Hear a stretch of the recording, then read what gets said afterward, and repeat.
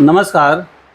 आज हमारे साथ हैं हिंदी भोजपुरी के सशक्त कथाकार, गज़ल-गो, कवि, गीतकार और नाटककार आदरणीय भाई गुलरेज शहजाद जी। गुलरेज शहजाद जी पूर्वी चंपारण की उर्वर मिट्टी से आते हैं। यह मिट्टी साहित्य के लिए हो, संस्कृति के लिए हो, क्रांति की बात हो या अनेक भ्रांतियों को दूर करने की बात हो, यह मिट्टी अपने आप में सशक्त है। भाई जी, सर्वभाषा ट्रस्ट के इस मंच पर आपका हार्दिक स्वागत है। बहुत स्वागत।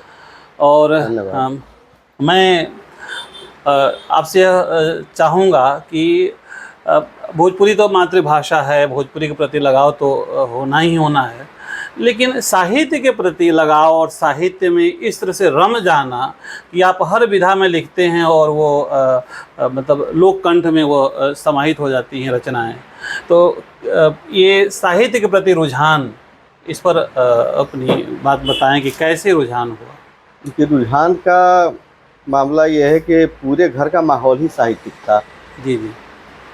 मेरे दादाजी, मैं छोटा था, दादाजी मेरे चंपारण के उस्ताद शायर कहलाते थे। क्या बात। और देश भर में आज भी सैकड़ों की तादाद में उनके शागिर्द हैं।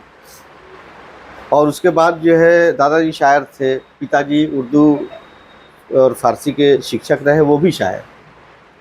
और ये कह सकते हैं अपने ख़ानदान की तीसरी पीढ़ी का व्यक्ति हूँ। तो वो लोग सिर्फ शायरी में थे, मैंने शायरी के अलावा दूसरी विधाओं में भी जो है कुछ काम करने का प्रयास किया। तो घर का माहौल बहुत प्रभावित करता है किसी चीज़ को, तो घर के माहौल के कारण ही जो है मैं लेखन की तरफ जो है आया।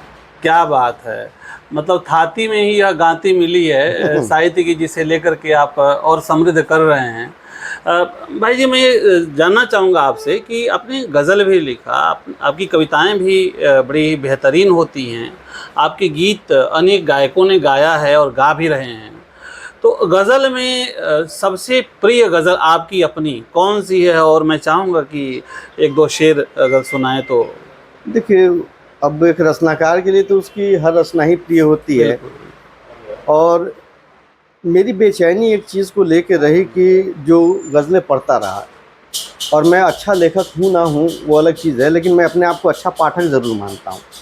जो अच्छी चीज़ें होती हैं उनको पढ़ता हूँ, वो याद रहती हैं वो चीज़ें। तो जब भोजपुरी में बहुत बाद में लिखना शुरू किया, मैंने स्टार्टिंग की उर्दू से, उसके बाद हिंदी में पढ़ा लिखा।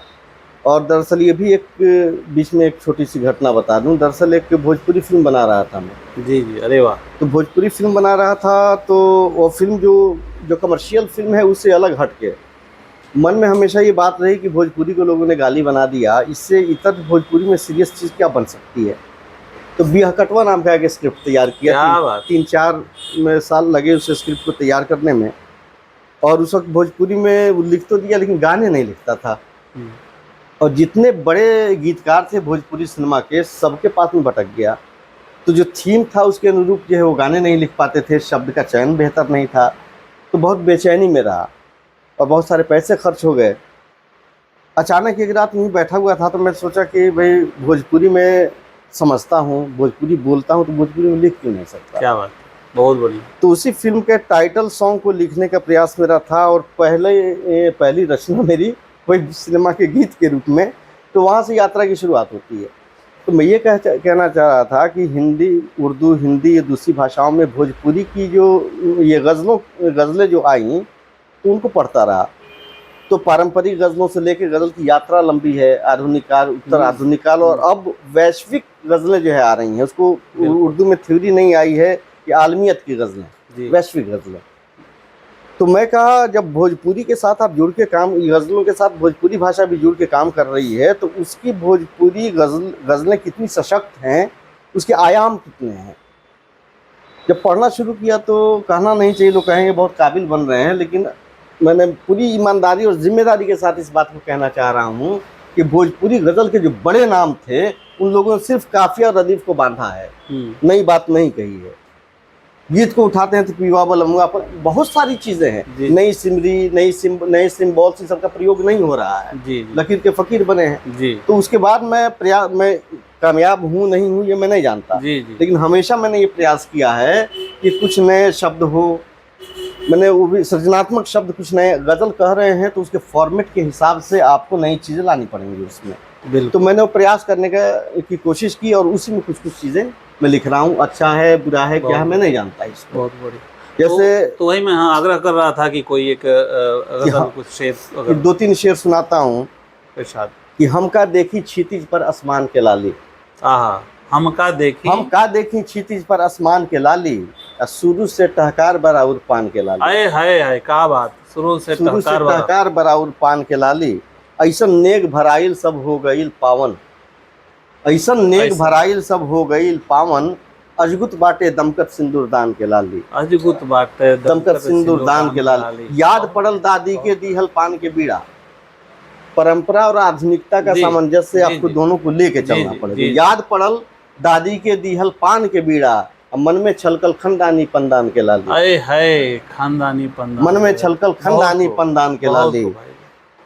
तो चीजें भूल रहा हूँ, याद नहीं है कुछ। बहुत खूब, बेहतरीन। मतलब ये हम देख रहा हूँ मैं कि आपके बिंब और आपके जो शब्द हैं, मतलब ऐसा लग रहा है कि यह नया नहीं है लेकिन प्रयोग नया है।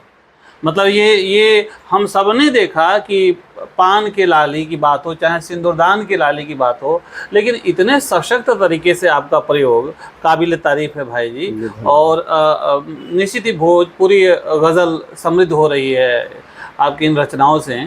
मैं इसी साथ कहना चाहूँगा कि कविता के प्रति, कविता जो आपकी अगर कोई इस तरह की कोई कविता है जिसे आप यहाँ प्रस्तुत करना चाहें, हिंदी भोजपुरी कोई कविता, तो कुछ पंक्तियाँ मैं चाहूँगा। एक चीज़ और है कि गज़ल बड़ा मुश्किल फ़न है, मुश्किल विधा है। बिल्कुल। और इतना कुछ लिखने पढ़ने के बाद आज भी महसूस होता है कि मैं कामयाबी से गज़ल नहीं कह सकता हूँ। क्या बात, क्या बात, क्या बात। और ये बहुत महारत और उस्तादों के साथ बैठने से लेकर और आपकी अपनी मेहनत कितनी हो रही है चीज़ों के प्रति, ये सब बहुत महत्वपूर्ण है। और गज़ल में आप दुनिया की सारी बातें आप नहीं कह सकते हैं। बिल्कुल, इतना मुश्किल फ़न है। तो मैंने गज़ल भी कही, लेकिन जब मुझे लगा कि कोई बात मैं गज़ल के शेर में नहीं कह पा रहा हूँ और उस विषय को बचाना है, तो मैं भाग आता हूँ फिर कविता की तरफ। क्या बात, क्या बात। तो उसमें एक एहसास है किसी चीज़ का। और ये मैं बीच में रोकना चाहूँगा, अभी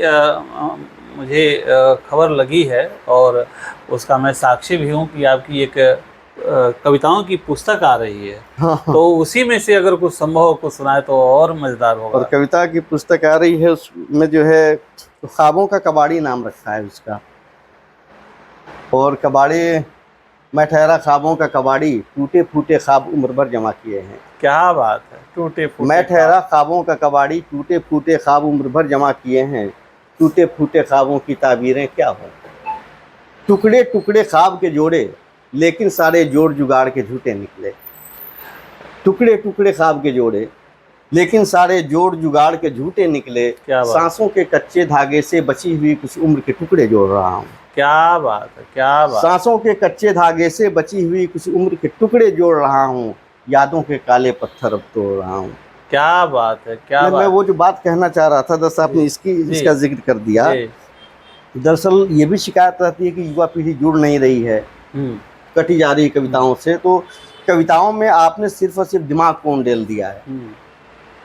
ठीक है, मेरा मानना है कि सोच समझ के दिमाग लगा के साजिश की जा सकती है, कविता नहीं हो सकती है। क्या बात है, दिमाग लगाकर साजिश की जा सकती है। और मैं श्रोताओं से ये कहना चाहूँगा कि देखिए कितनी बड़ी बात है कि आप अगर कविता लिखते हैं, दिमाग लगाते हैं, तो कविता नहीं, वो साजिश है। तो एक घटना, पिछली बार आपके पास बारिश का ही टाइम था, आपके पास मैं आ रहा था, मेट्रो से उतरा तो तेज़ बारिश शुरू हो गई। तो एक लड़की को देखा कि छतरी लेके निकली, तो हम लोग छुपे हुए थे, बारिश में भीग जाए, वो छतरी लेके तान के निकली और उसके बाद कुछ दूर जाके उसने छतरी मोड़ा और भीगते हुए वहाँ से। तो मैं सोचता रहा कि भाई छतरी थी, इसके बावजूद भीगते हुए लड़की क्यों चली गई। तो एक रचनाकार के लिए बहुत सारी चीज़ें अलग अलग मैटर करती हैं। उस पर लिखा मैंने कि अकेले भीगना बरसात की तौहीन करना है। क्या बात। अकेले भीगना बरसात की तौहीन करना है, चलो शामिल चलो मेरे, किनारे रखो इनकारों को, ये इकरार वाला है, ये मौसम प्यार वाला है। क्या बात है, क्या बात। क्या बात है, बहुत किनारे रखो इन कारों को, ये इकरार वाला है, ये मौसम प्यार वाला है, चलो शामिल चलो मेरे, कि तन के भीगने के साथ मन को तरबतर कर लें, ये क्या भीगा भीगा लम्हा साथ में मिलके बसर कर लें, चलो छींटे उड़ाएं, चलो छींटे उड़ाएं, रंग पानी का जो सादा है इसे रंगीन करना है, अकेले भीगना बरसात की क्या तरह बात, करना। तौहीन करना है, क्या बात, वाह, बरसात को तौहीन करना है।